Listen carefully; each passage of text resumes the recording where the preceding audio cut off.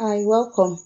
Today I want to walk you through eight traits that if they describe you, it means that you are operating on a different frequency than most of the world. Stick with me to the end because the last one is the one most people miss in themselves. Trait number one is that you don't post your life on social media, not because you are hiding, but because you understand something most people never learn, that a moment loses its power the second you perform it for an audience. Think about the last time you experienced something beautiful and didn't reach out for your phone. Just sat in it. That is not a lack of confidence. That is ownership.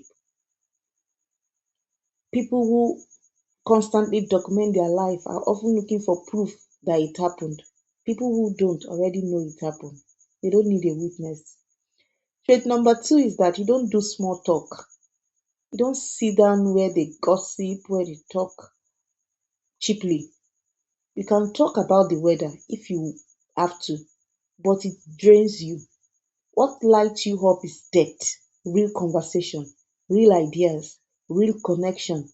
Here is an analogy. Small talk is like sipping water through a straw with a hole in it. You put in effort and get almost nothing back.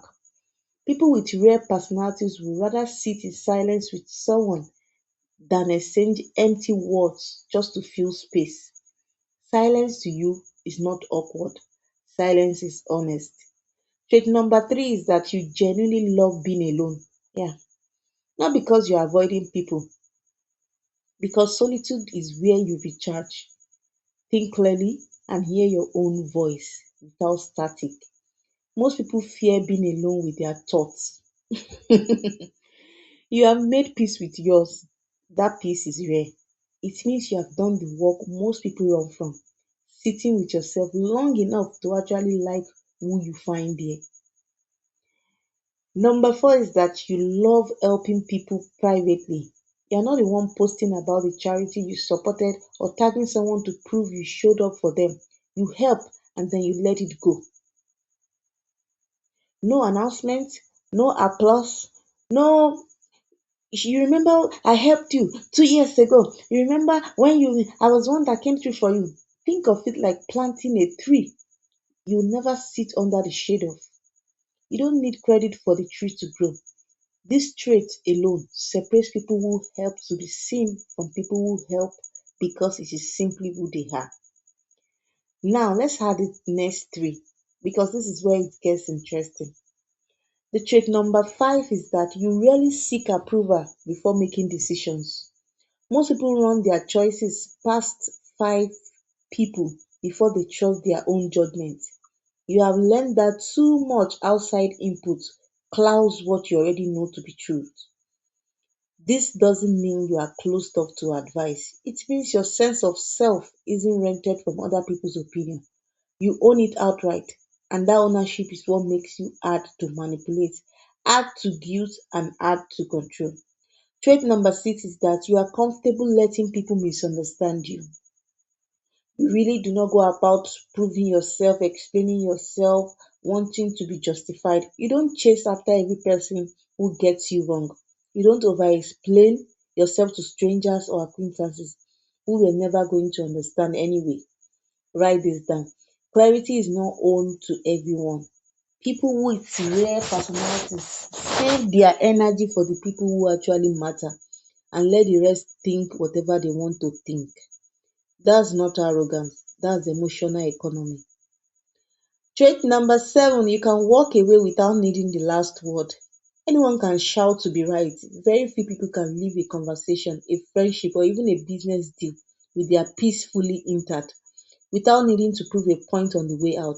If you can close a door without slamming it, you are operating from a security most people spend their whole life chasing. Trait number eight, you don't blame others when things go wrong. This is the one most people miss in themselves because blame feels like relief in the moment. It hands the problem to someone else and lets you off the hook. But people with rare personalities do something harder. They ask what the situation is trying to teach them. Take the lesson and move forward without dragging the story around for months. It was my mom. If not for my parents that did not send me to school, if not for my husband, I would have been a greater person. If not for my sister, that if not, no, no, no, no. People with rare personality don't blame others. When things happen, they look at it, they learn from it, and they move on. Here is an analogy. Blame is like standing in the rain, arguing with the sky. The lesson is picking up the umbrella and walking off. That shift from who did this to me to what do I take from this is one of the clearest signs of a mind that has matured past the need to be a victim of his own life. So here is the truth. If even four or five of these describe you, you are not broken and you are not too much. You have simply outgrown the need to perform for approval.